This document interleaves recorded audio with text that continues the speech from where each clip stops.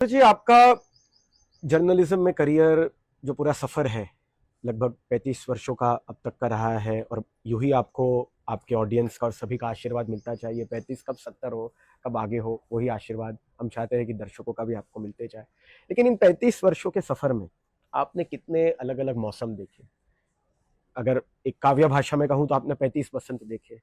इन 35 बसंतों में आपने कितने बड़े बड़े मीडिया के दिग्गजों के साथ काम किया, जिसमें मेरे पिताजी एक संग्रह है आपके साथ और एक रिश्ता रहा है उनका आपके साथ। बाकी और कितने लोगों के साथ आपने काम किया जो मीडिया में इतने दिग्गज रहे हैं। ये पूरे अगर एक मैं आपको कहूं कि इन 35 वर्षों का अगर एक 35 शब्दों में आपको एक समरी बांधनी है या एक संक्षेप में आपको कहना है तो आप क्या कहेंगे? देखिए, हर युग में एक नए प्लेटफॉर्म पर एक नए व्यक्ति के साथ, एक नए लीडर के साथ काम करने का मौका मिला और मैं तो कहूँगा कि मैं बहुत खुशनसीब रहा कि इंडस्ट्री के इतने बड़े-बड़े लोगों के साथ मुझे काम करने का मौका मिला और सबसे मैंने कुछ ना कुछ सीखा। तो जब मैं बिल्कुल अपने करियर की शुरुआती दौर में था, तो मैं रजत शर्मा जी के साथ था। जी।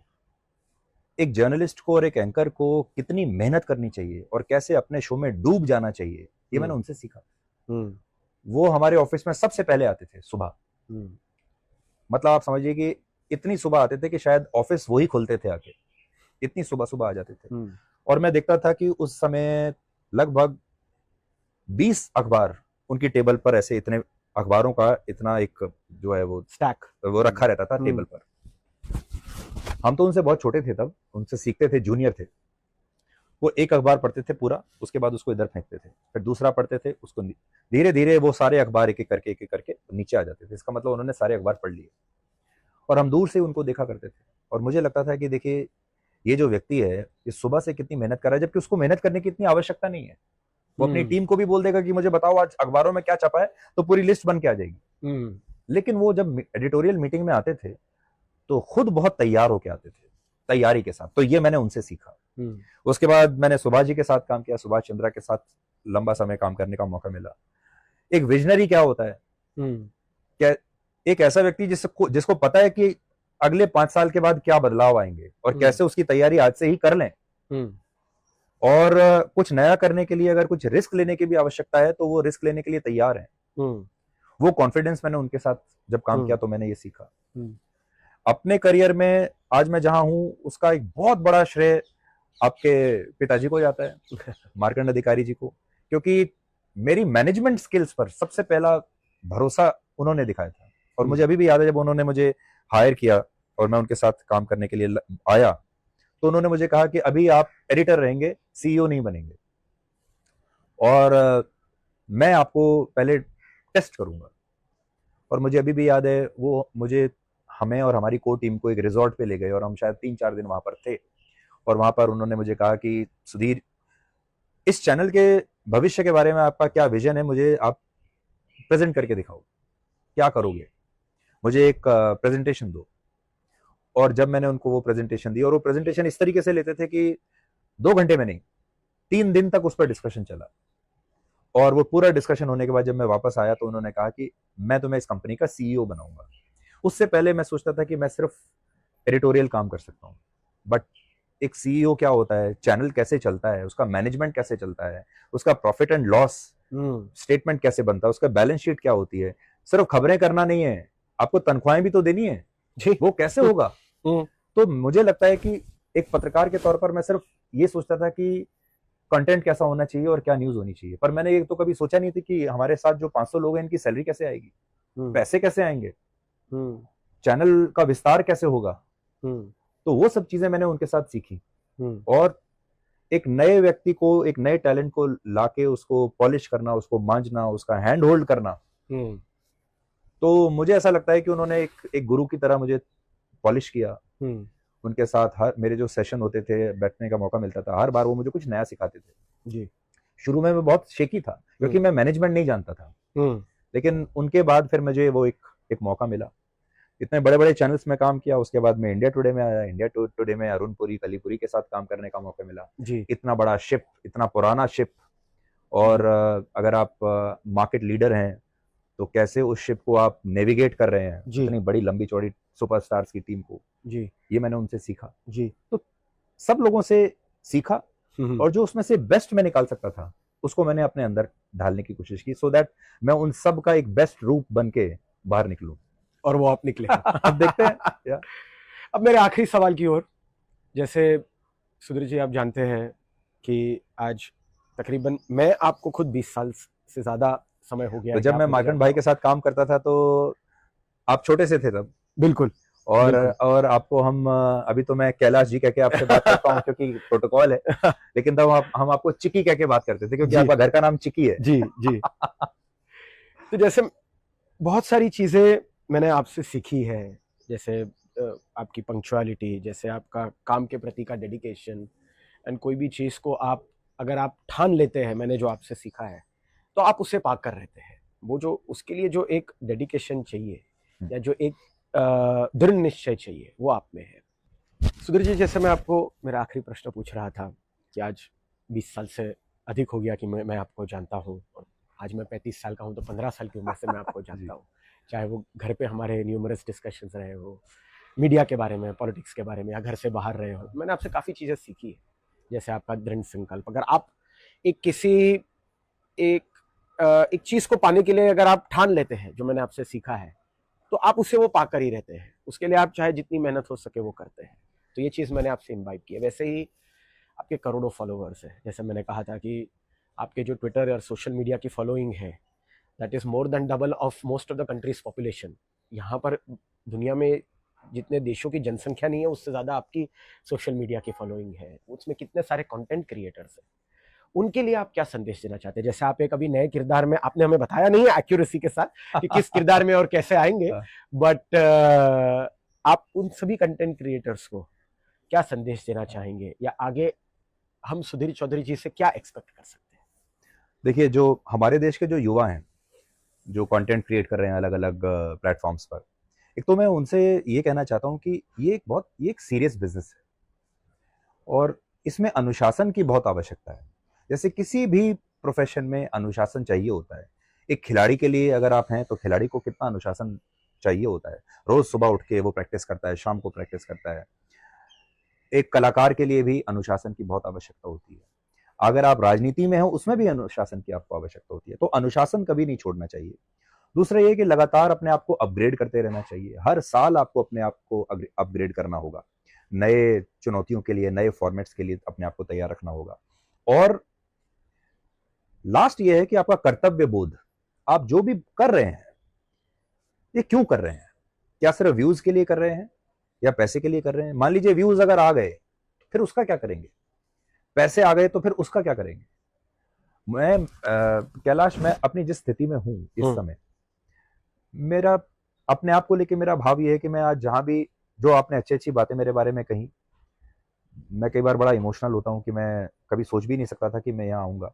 लेकिन अब मेरा भाव ये है कि मैं आज जहां भी हूं, मैं इसी देश की वजह से हूं, इसी समाज की वजह से हूं, इसी देश के लोगों की वजह से हूं। उन्होंने मुझे यहां तक पहुंचाया है, उन्होंने मुझे इतना प्यार दिया है, इतना सपोर्ट किया है। अब मेरी बारी है। यहां आने के बाद मैं अपने देश के लिए क्या कर सकता हूं? देश ने तो मुझे यहां तक पहुंचा दिया। मैं अपने समाज के लिए और अपने देश के लोगों के लिए क्या कर सकता हूं? उन्होंने मुझे यहां तक पहुंचा दिया। अब मैं वापस उन्हें कुछ देना चाहता हूं और अपने कंटेंट की वजह से देना चाहता हूं। अब मैं आजादी चाहता हूं। देखिए, जब आप अमीर बन जाते हैं, अमीर बनने का क्या मतलब है? जो जितना अमीर है वो अपने फैसले लेने के लिए उतना ही आजाद है जी। अमीर व्यक्ति जो है वो ये तय कर सकता है कि वो दुनिया में उसको कहां रहना है जी, उसको क्या खाना है, उसको क्या पहनना है, किस दिन उसे काम करना है, किस दिन नहीं करना है, वो ये तय कर सकता है। वो क्या करना चाहता है और क्या नहीं करना चाहता वो तय कर सकता है। हम में से कितने लोग ऐसे हैं जो आज भी ये तय कर सकते हैं कि वो क्या करेंगे और क्या नहीं करेंगे? ये उनके हाथ में हो, नहीं है हमारे हाथ में। हमारा दिन, हमारा हफ्ता, हमारा महीना कैसे बीतेगा वो हमारे हाथ में नहीं होता। दूसरी मार्केट फोर्सेस हैं जो तय करती हैं, जो हमारे जीवन को कंट्रोल करती है। मेरे केस में मेरे कंटेंट को कंट्रोल करती है। मैं क्या कर रहा हूं उसको कंट्रोल करते हैं। अब मैं उससे आजादी चाहता हूं और मैं चाहता हूं कि मैं अब अपने इस नए फेज में टीआरपी के पीछे ना भागूं, व्यूज के पीछे, नंबर्स के पीछे ना भाग के मैं लोगों की जिंदगी को और ज्यादा करीब से महसूस करना चाहता हूं और उनकी जिंदगी में कुछ बदलाव लाना चाहता हूं। और उसके लिए मुझे वैसा कंटेंट बनाने की आजादी चाहिए। इसलिए ये नया फेज और ये नई चुनौती मैंने अपने लिए चुनी है। और मैं देश के कंटेंट क्रिएटर से आज एक अपील करना चाहता हूं और एक मदद मांगना चाहता हूं कि मैंने ये नया अपने लिए एक चुनौती ली है। आप चाहे मुझे जानते हैं, मुझसे मिले हैं या नहीं मिले हैं, हो सकता है आप सोशल मीडिया पे मुझे देखते हैं और मैं आपको भी देखता हूं, आपकी रील्स देखता रहता हूं, आप जितने भी जो भी हमारे देश के युवा हैं, अगर मैंने ये एक नई शुरुआत की है, आप देखिएगा इस शुरुआत को, इसको आप सपोर्ट कीजिएगा। हमारे देश के जो सोशल मीडिया इन्फ्लुएंसर्स हैं, मैं उनसे ये मदद चाहता हूं कि वो मेरे शो को प्रमोट करें, वो उसे आगे बढ़ाएं, अपने दर्शकों तक, अपने फॉलोअर्स तक उसे पहुंचाएं। मेरे पास कोई बहुत बड़ी बड़ी मल्टीनेशनल मार्केटिंग एजेंसी नहीं है, करोड़ों का बजट नहीं है, इतना बड़ा इंफ्रास्ट्रक्चर नहीं है, तो मैं तो इस देश के लोगों से ही मदद कर सकता हूं, अपील कर सकता हूं मदद की।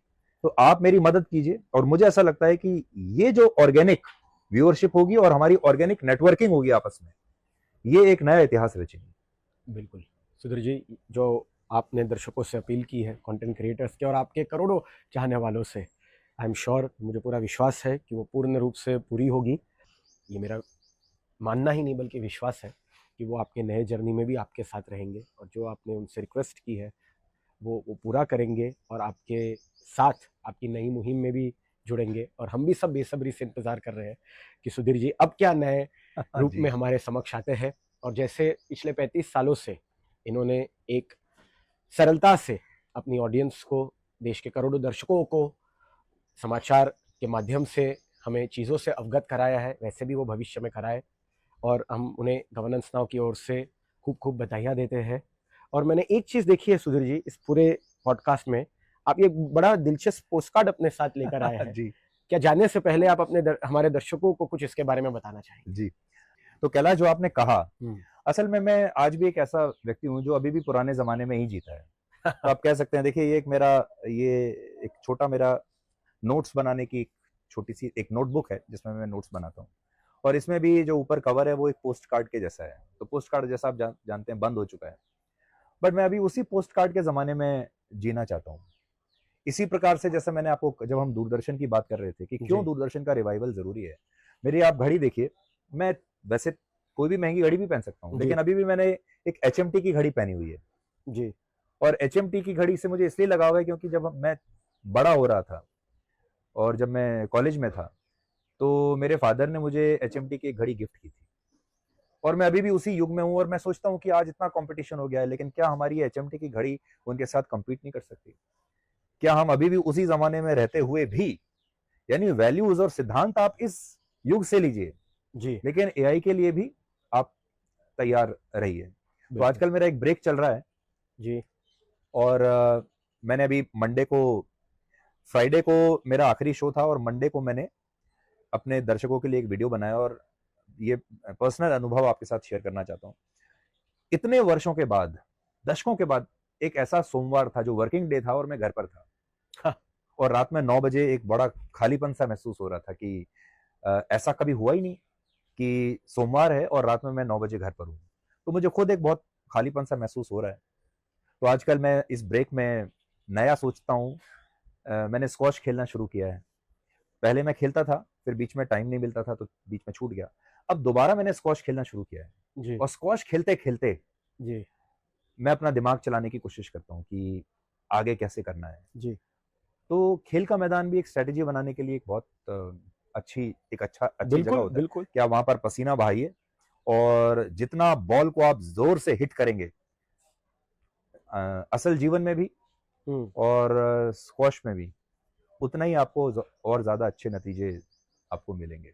बिल्कुल, जैसा आपने बिल्कुल सही कहा कि जितनी मेहनत से आप आगे बढ़ेंगे या जितने जोर से आप आगे बढ़ेंगे, जितनी शिद्दत से आप आगे बढ़ेंगे, उसी का परिणाम ऊपर वाला भी आपको। बिल्कुल। इसके साथ बहुत बहुत शुक्रिया Sudhir ji. Thank you Kailash, thank you so much, thank you so much.